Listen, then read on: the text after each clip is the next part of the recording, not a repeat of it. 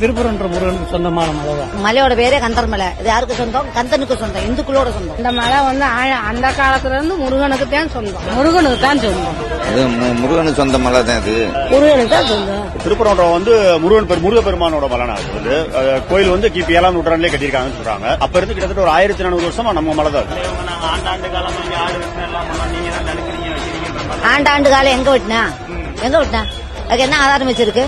இன்னைக்கு புதுசா ஒருத்தன் வந்து எந்த ஊர்ல இருந்து வந்து கிளறி விட்டா சரியா போயிருமா? அதெல்லாம் கிடையாது. ஆடெல்லாம் வெட்டல. அதெல்லாம் எதுவும் கிடையாது. நான் 50 வருஷமா இங்க இருக்கேன். அதெல்லாம் எதுவும் கிடையாது. நான் வந்து 35 வருஷமா கேள்விப்பட்டதில்லை.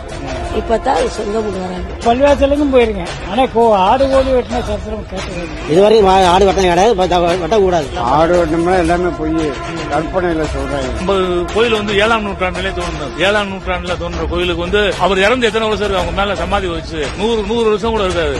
நம்ம 7ஆம் நூற்றாண்டுல இந்த கோயில் உருவாகி அப்படிங்கும்போது அவங்களுக்கு சொந்தமா இருக்கிற வாய்ப்பே கிடையாது. காசி விஸ்வநாதர் கோயில் மேல வந்து இருந்திருக்கு. எப்பயுமே காசி விஸ்வநாதர் கோயில் மேல தான். அது வந்து இருந்திருக்கு.